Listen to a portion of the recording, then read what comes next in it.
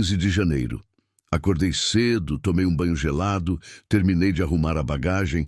Confesso que a pior parte da viagem não é acordar cedo, nem a chuva, nem o frio, nem o calor, e sim arrumar a bagagem todo dia nos alforjes de maneira que, na hora que precise, principalmente na estrada, saiba onde está uma ferramenta ou uma comida. Tomei um café inesquecível e delicioso oferecido por Karine. Na cidade de Águas Claras, conheci um morador local que estava de moto com sua filha pequena. Eu pretendia parar em uma lanchonete, esperar o sol forte passar e aproveitar para comer algo.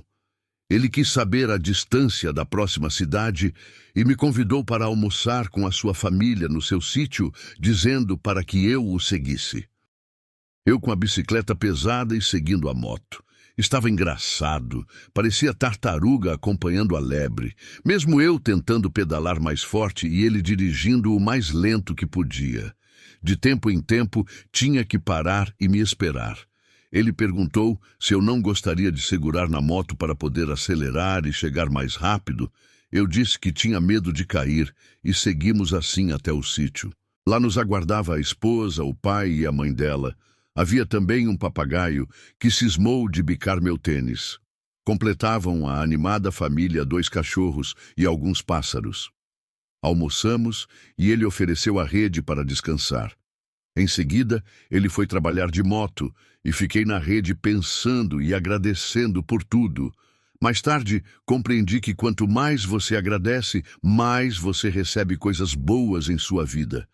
Era como se eu já fizesse parte da família. Foi legal. Todos moravam em Porto Alegre e nos finais de semana e nas férias iam para essa casa afastada 30 quilômetros da capital. Segui para Capivari do Sul e o pneu furou. O acostamento era péssimo. Chegando à cidade, perguntei a um senhor que tomava chimarrão onde eu poderia acampar, e ele me indicou um parque onde estava tendo uma festa de rodeios. Os peões, denominação de exímios montadores de cavalos, tinham que correr com seu cavalo atrás do boi, que corria ainda mais para laçá-lo em uma arena um pouco menor que um campo de futebol. Curiosos, perguntaram de onde vinha e me convidaram para acampar e comer churrasco de ovelha. Havia diversos peões reunidos com suas famílias, mulheres, filhos, os mais jovens com suas namoradas ou amigos no parque. Cada um em seus trailers confortáveis, com cama e banheiro, conduzidos por carro. Um final de semana de festas e alegria. Cheguei numa sexta-feira e iria embora no sábado. Eles ficariam até domingo. Aguardavam premiações que podiam chegar até um carro, mas o mais importante era a reunião e interação entre amigos e família.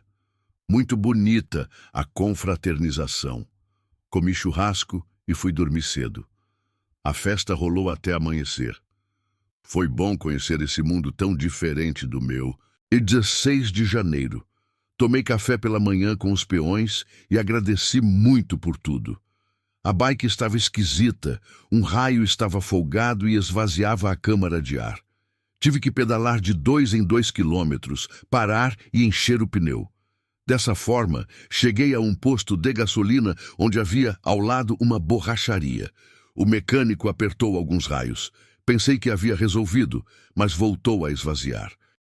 Acampei no camping Lagoa Azul. Tive de empurrar a bike por 5 quilômetros por paralelepípedos.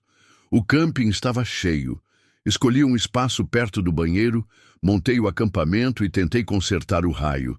Acabei tirando o que estava partido. Um jovem acampado com a família perguntou de onde vinha com aquela bicicletinha e levou um susto quando disse que era do Rio de Janeiro e depois me presenteou com um sanduíche delicioso com vários tipos de carne. Impressiona a solidariedade até o momento. E os gaúchos, então, que povo maravilhoso. Só tenho coisas boas para falar deles. Ele também me ofereceu água tônica e macarrão. Era tanta comida que deixei para o dia seguinte. Agradeci e fui arrumar meu acampamento. 17 de janeiro. Tive uma ótima noite de sono. Às vezes, relaxar em uma barraca é difícil e demora-se um pouco para pegar no sono, principalmente por algum barulho. Porém, Quando se está bem cansado, não escutamos nada. Acordei cedo, comi uma maçã e depois fui ao mercado. Também comprei filtro solar, pois o meu tinha acabado. E apesar de eu usar uma blusa de manga longa com proteção solar, existem outras partes do corpo que ficam expostas e pedalando diariamente no sol é importante proteger. O plano era pedalar 80 quilômetros até Maresias, torcendo para que não furasse o pneu que ultimamente vinha ocorrendo com mais frequência. Felizmente, não teve furo. Fiz 50 quilômetros em 1 hora. Um bom ritmo.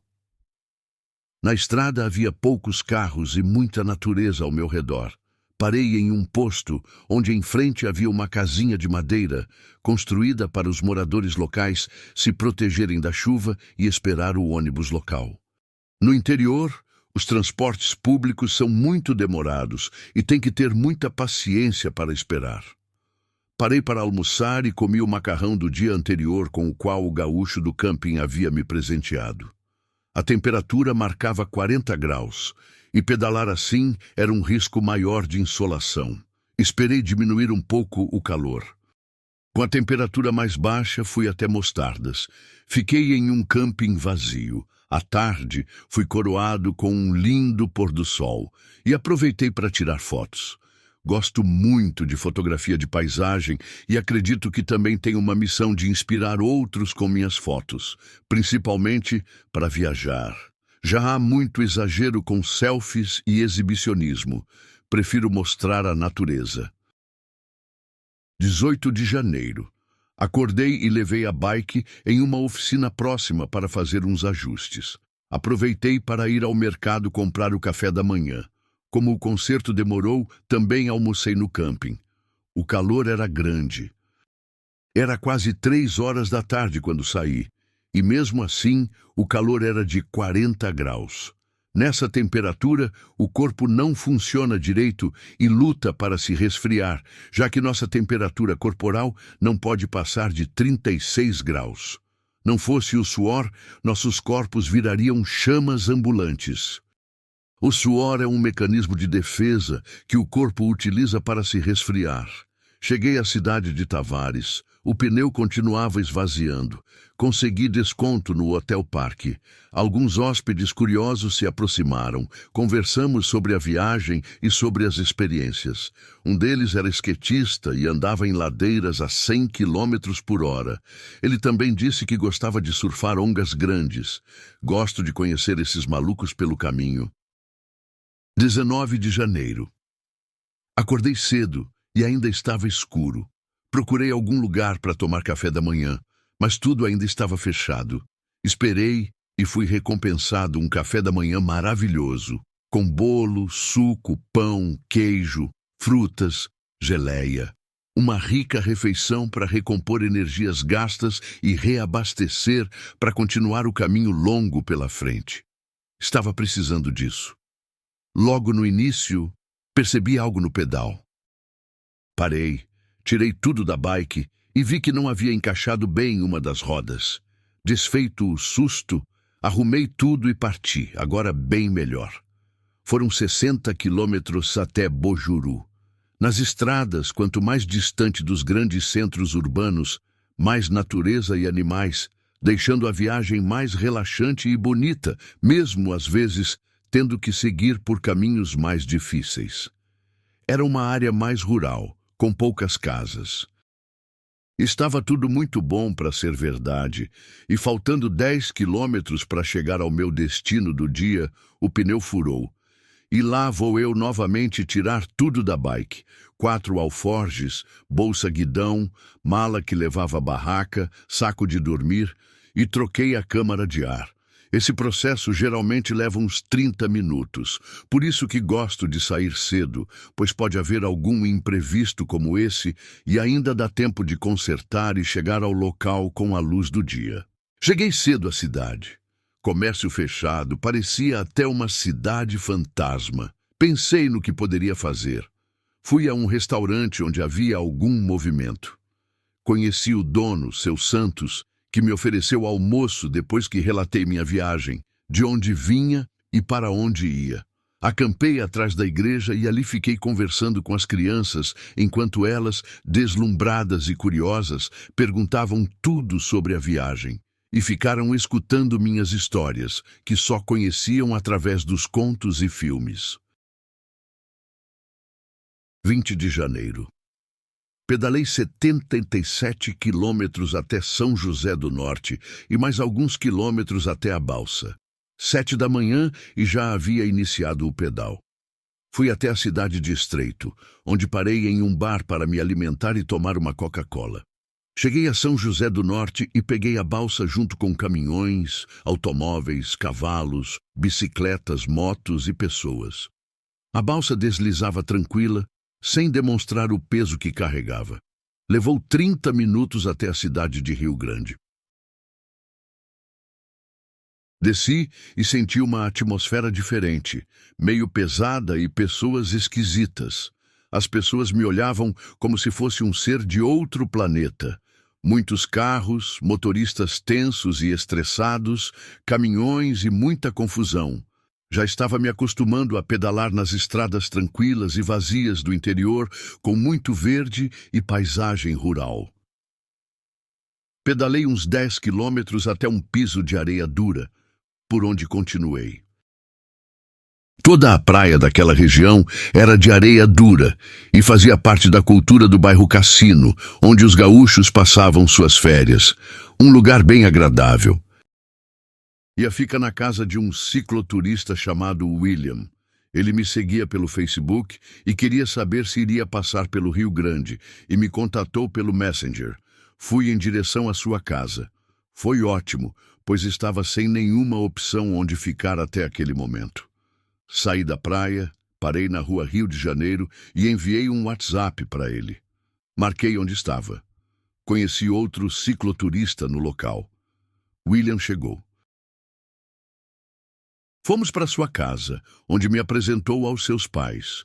William questionava muito a vida estressante que se vive nas cidades e que gostaria de viajar de bike algum dia. Ele trabalhava como segurança em um banco e tinha trancado o curso de psicologia. Era ótimo desenhista e fazia retratos, ferrenho crítico da sociedade de consumo que vivemos. Fomos dar uma volta pela cidade. Muitas mulheres bonitas naquele lugar. Esta parte da cidade era bem mais bonita que quando saí da balsa. Me lembrou a zona sul carioca. 21 de janeiro. Fiquei o dia todo na casa do William.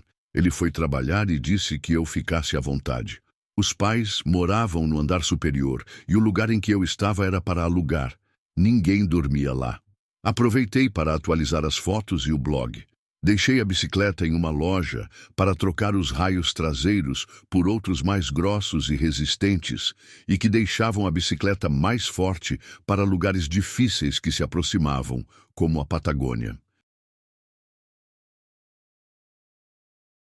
O serviço ficaria pronto no dia seguinte e aproveitei para conhecer um pouco mais da cidade. À noite, William me convidou para sair com seus amigos e suas amigas. Tomei cerveja e fomos a uma festa que tocava samba. Retornei mais cedo e eles ficaram. Noitada não é muito bom para o cicloturista, mas às vezes servem para relaxar um pouco o corpo e a mente do ritmo das pedaladas. São quilômetros de pedal diariamente e a gente precisa de muita reserva de energia, apesar de que cada um tem o seu tempo em uma viagem de bike. Diferente de uma corrida de bike em que os ritmos são parecidos. No cicloturismo, uns demoram mais, outros vão mais rápido e tá tudo bem. O corpo acaba acostumando mesmo que você nunca tenha feito uma viagem. 22 de janeiro. Peguei a bicicleta às 11 horas. Estava decidido a continuar viagem naquele mesmo dia pela praia de areia dura. Porém, passei no caixa eletrônico para retirar dinheiro e bloqueei o cartão com 3 tentativas erradas. Tive que ir ao centro de Rio Grande, no banco, para desbloquear, e fui de ônibus. Fui almoçar após resolver o desbloqueio do cartão no banco. Arrumei a bagagem e saí de Rio Grande 3 horas da tarde, pegando a areia dura na companhia de William por 10 quilômetros em sua mountain bike. O vento a favor nos ajudava. Os banhistas curiosos olhavam aquela pequenina bike toda carregada e ainda viam para onde eu iria em direção a 200 quilômetros de areia até o Uruguai. Não entendiam nada. Tá aí mais uma vantagem dessa experiência de viajar de bike. As pessoas custam a entender o significado daquilo e, com isso, não somos alvos de exploração e violência, pois para eles somos doidos ou sem lugar onde morar e que não possuem recurso para viajar de carro, moto ou avião.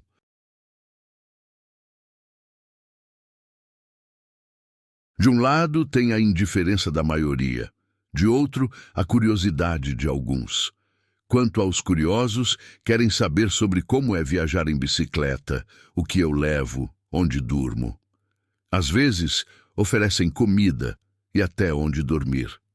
A bike atrai as pessoas, ao contrário dos carros que as afasta.